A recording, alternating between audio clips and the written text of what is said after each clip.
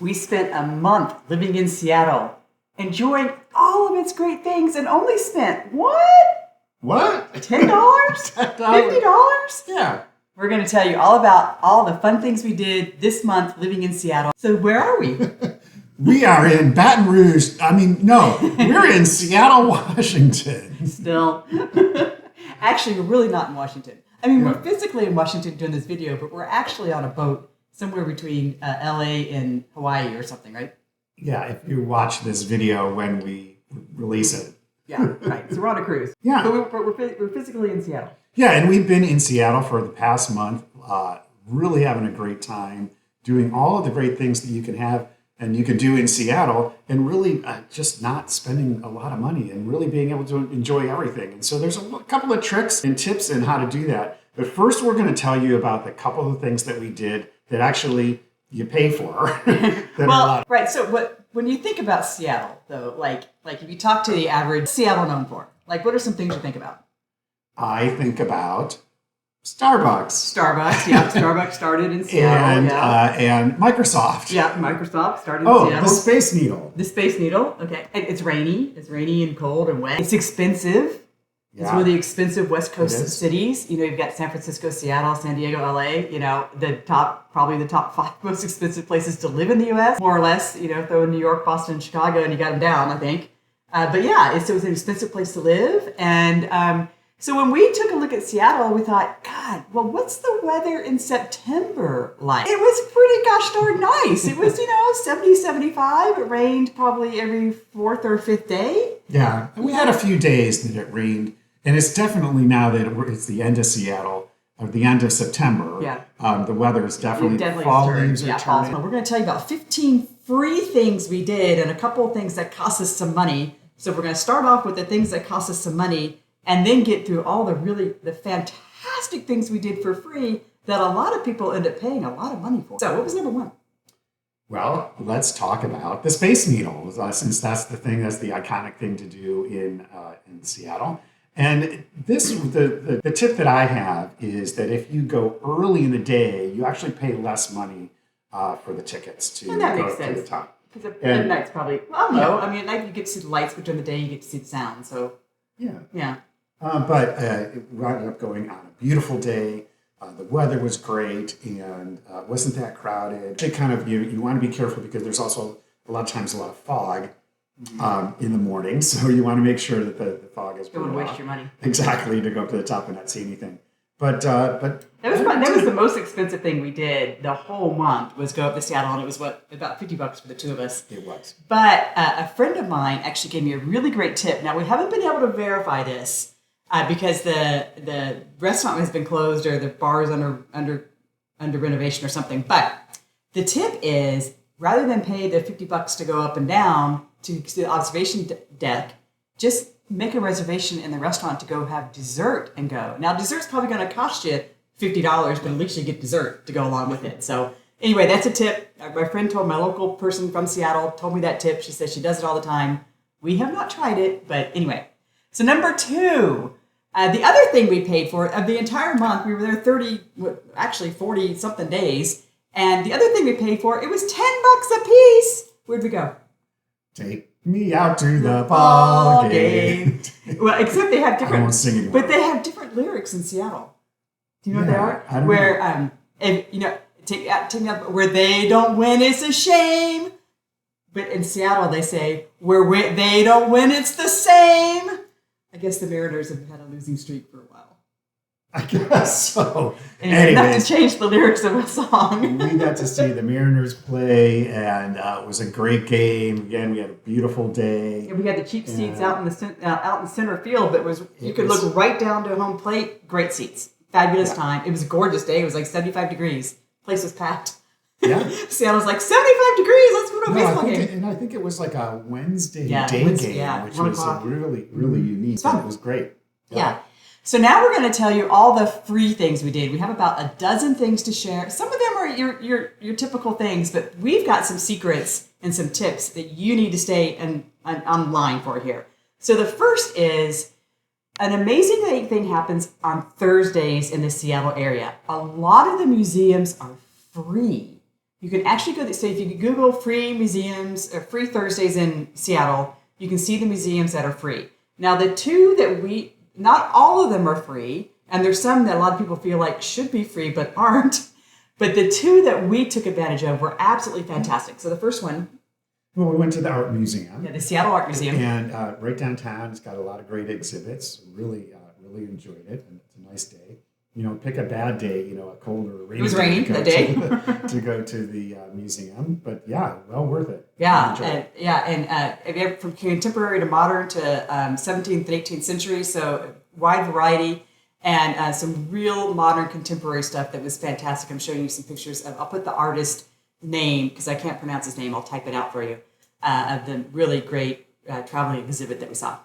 Also, we went to the Nordic Museum. Now, we have been to Norway, and we've been to the Nordic Museum in Norway, so we're like, I don't know. I didn't know the Vikings were here in Seattle. Yeah, so really, a friend of ours called us out and said, we actually used to have an annual pass there. It's so good. So we went, enjoyed it, absolutely amazing time. So make sure you go to the Nordic Museum on Thursdays.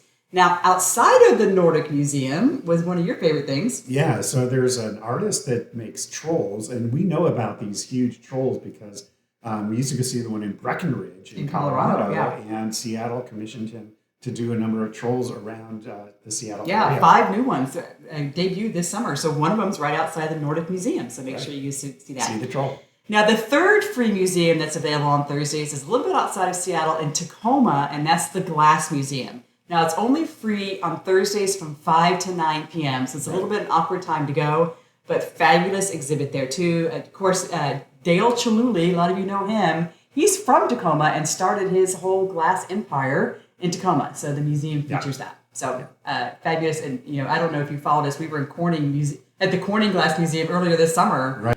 Now, we went to 2 other free museums, but we didn't do it on the free Thursday. So stay tuned. We're going to tell you how to go to the Pop Museum and the Aquarium, which I guess that's not a museum, but the Aquarium for free. So stay tuned. We're going to tell you that later on in the video.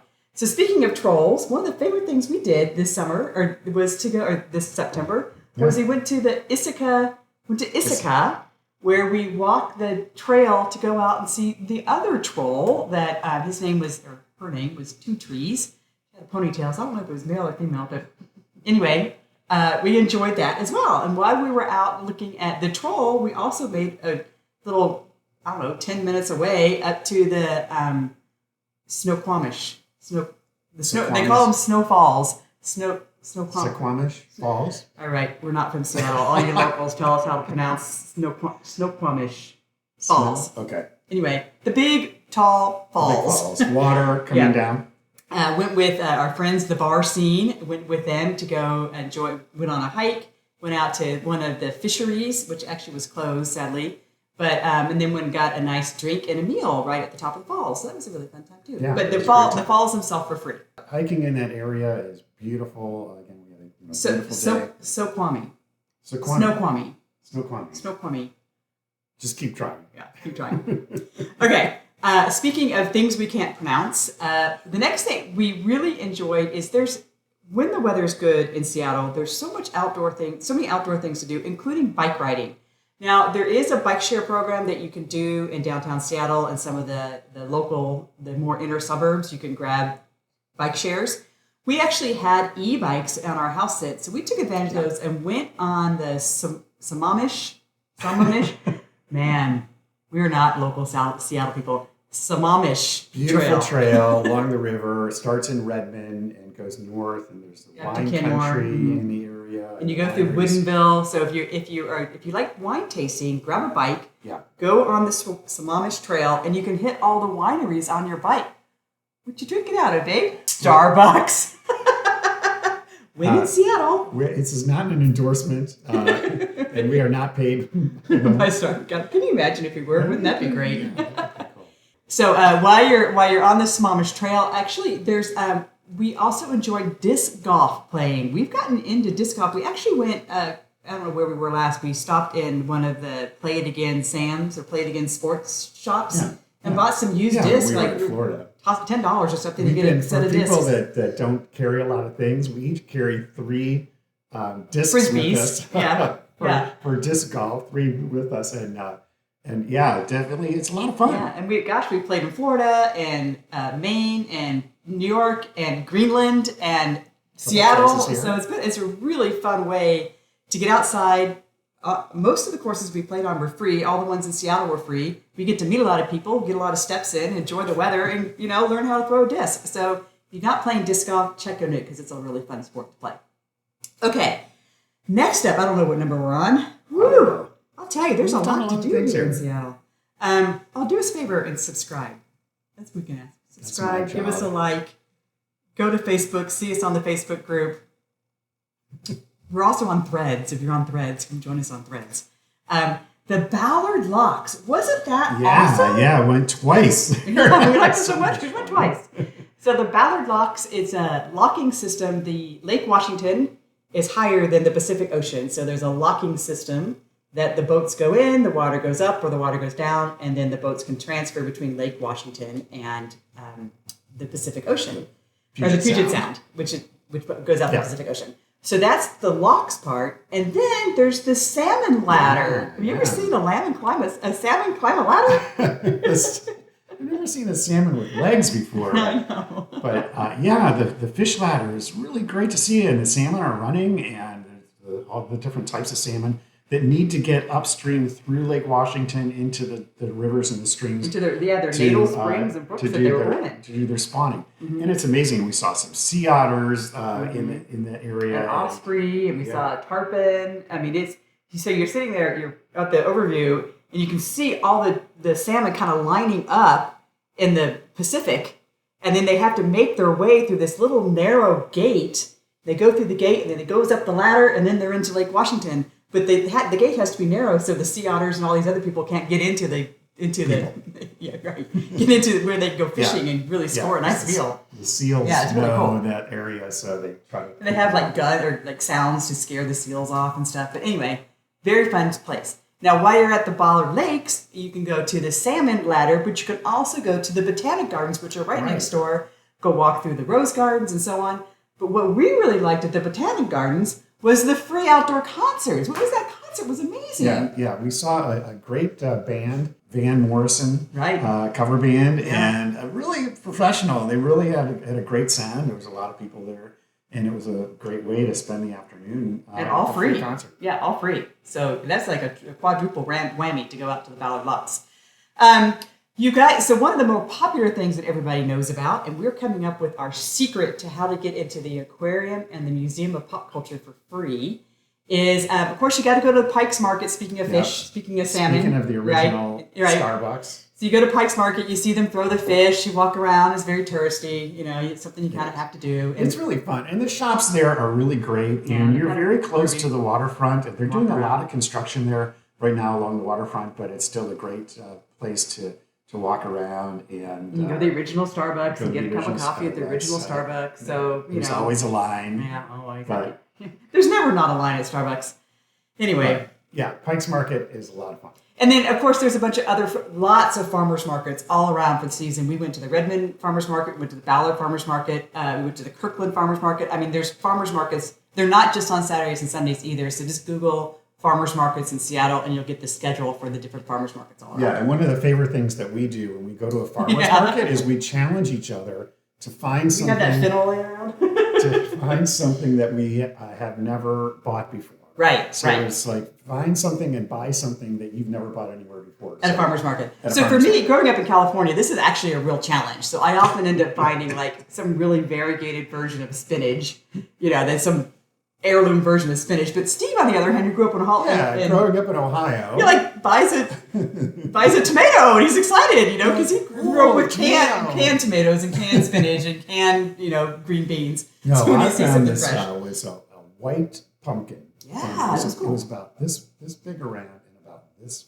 flat. Yeah, it was called, what was it called? Like a pancake pumpkin or something? I think, yeah. And then we got some fennel the other day, and we got some fiddleheads when we were in Maine. So, it's just a fun way to get out of the comfort box. It makes it interesting, because otherwise there's just... Because you're always buying zucchini and broccoli and cauliflower and spinach. Yeah, and all the different things. We're going to tell you one more thing before we tell you the secret to the pop culture in the aquarium, and that is we make use of Meetup. So Meetup.com is a website that just has all kinds of things. If you sign up for a group, you find a group that you're interested in, you sign up, and then you go do their activities. So let's say you like bowling, or let's say you like hiking, or maybe you're a crafter, or I like bowling, or beer taster, or whatever. You find the group, and so we found some friends of ours here, the Blends, live here, and they had turned us on to this group. I don't remember what it was called, the hiking group, hiking over 50 or something, and they meet every, I don't remember, Saturday or Sunday morning at 8 a.m. out at Discovery Park, which is on the very point of Seattle, and do this 6-mile walk every Sunday morning. I think it was Sunday. Every Sunday morning around the park. Beautiful walk. Yeah. Great way to meet people. There was 20 people or something there. We met all of them and had great conversations. And Discovery Park is beautiful. It's a great hike. It used to be a military base or something, and then they got decommissioned and turned it into a park. And gorgeous location. Went out to the lighthouse and the beach, and went up walking through the woods and met 20 people. Yeah. So that was and then we went out to lunch afterwards, and went to the farmer's market. It was great. Okay. What you've been waiting for, the secret. And this is a good one. I mean, this isn't just that you could do it in Seattle, but it hits in Seattle. So what we did is we went and got library cards at the King County Library. So you could do it online, and you just need to have an address. So we used our address at our house sitters, and you can get an e-library card. You can't get a full library card, but you can get an e-library card if you have an address. I think you need a utility bill and other things to actually get a physical, real card that you get all the benefits with. But this particular card, we did 3 things with this. We got the card, and then with it, we got free into the Museum of Pop Culture. What did you think of that place? Yeah, it was very cool. I mean, so my favorite was the Jimi Hendrix collection and area. Jimi Hendrix is from Seattle, Washington, so they had a nice display about his life. But there was also things like, the history of hip hop and science fiction. The 50th anniversary of hip hop. And there was a lot of digital video games. So there was a lot of things for a lot of different people. Yeah. Maybe not. I've never really. Well, I wasn't into Jimi. I'm not into Jimi Hendrix. Well, that was the only thing that was not. It was interesting. They did have this influence of Seattle music on the world, all the grunge in the '90s. So that was interesting because REM was in there, which I don't know the REM's from San Francisco, but they talked about that. So that was really cool. And then they had a whole special exhibit on the Leica film. So the all the claymation animation films. So that was, I don't know. I mean, interactive things. The tickets are like $35 or $40 a piece. I would not have paid that. Considering the experience that I had, I wouldn't have paid $40 or $80 or whatever for the 2 of us to go. We got to go for free, so it was absolutely worth it. Price is right. I would not have paid it but I mean, if you're into video games and you're into pop culture and Star Wars and Star Trek and the genres of space and all these things, you'll love it. It just wasn't for me. Okay. The second thing we did was we got to go to the aquarium, the Seattle Aquarium. Now, if you've been following our channel, you know I hate animal tourism. I don't support it in any way. I don't ride the donkey. I don't ride the camel. I don't support it. I don't post pictures of that. I don't go to zoos. I don't go to wild animal. I'm like a kind of annoying. We did the Elephant Nature Park, which was completely different. Yeah, which was a preservation and conservation. So the aquarium falls into the zoo category for me. So I thought, all right, we got free tickets. I'll go and see if I can open my mind. How was your experience at the aquarium? I enjoyed it. It's really not that large. You can do the whole thing in, about an hour. There's really a lot of exhibits that, for kids, there was really a great lot of areas for kids. But I didn't like their story about conservation and rehabilitation of marine life. So I felt like they were doing a good job. At the same time, I wanted to let them free. The ocean is right there. I wasn't a fan at all, especially when there was this one tank that had one octopus in it, and the octopus was just, octopusing around, definitely bored. Octopi are so smart, and I just felt like he was just caged. And then there was another place that had, was it a seal or a sea otter? I don't remember. Just swimming around in circles all by himself in this cage. He didn't even have a ball, or didn't have any plants, didn't have any sand. It was just a cage. And he's swimming around, bored as can be. So I was just like, all right, I don't recommend, nor would I go back to the aquarium. even if it was free. So, but Steve probably would say, because it was like $35 or $40 too. Yeah, it's $40. expensive. Yeah. So that again, our price was the right price. Yeah, well, and I wouldn't go again. But the third thing we did, which actually you don't need to have a library card for, it's available for anybody. We went to a skill building and craft learning workshop. So there's these maker spaces at the library. There's two of them. There's one at the Bellevue Library and one at the Federal Way Library. Yeah, These there's maker probably spaces, more, but those are well, for the Seattle system or the King County system. They had these maker spaces have like all these crafting equipment pieces and hardware that you can learn. You can take classes and learn how to use them. So we took this small business branding class where we got to go and use the Cricut machine to do decals, and we made I don't know how my t-shirt. I made a t-shirt with Eat, Walk, Learn on it. We made stickers. We put them on our computers and our water bottles. Yeah, and the canvas bags. And we made canvas tote bags that now have our logo on it. We did it for free. And all the materials were also free as part of the library system. The education was great, teaching us how to use the equipment and really promoting a space that is really valuable for the community to use. I think the class was 2 hours long and we stayed for 3 and wanted to go longer. I mean, it was fantastic. But speaking of all the classes, though, if you go to the website for King County, for the library, you'll see there's probably 100 classes a month of different things that you can take and do for free. And you don't even have to have a card to go. So another tip for how to enjoy Seattle. And it also, makes me want to come back. So this is I feel like sad that I'm leaving because I feel like we're really part of the community now. And it's really doing things that, that locals do and really value the services that they have here. Mm-hmm. And I feel like there's a whole list of things we haven't done yet to come back to Seattle. So those are, I don't know, did you count them? 15, 12, 35? I don't know. Free things to do plus 2 things that weren't free to enjoy in Seattle. If you're coming to Seattle or you're from Seattle, first of all, tell us how to pronounce all the words we couldn't pronounce. We try. And give us some tips for the next time you come to Seattle. We'll probably be back next April when we come back from Australia. Definitely. So tell us what we should do. Or if you live in Seattle, give us a shout and we'll get together and have some fun. Maybe we'll play some disc golf and we'll stop supporting Starbucks. See you next time.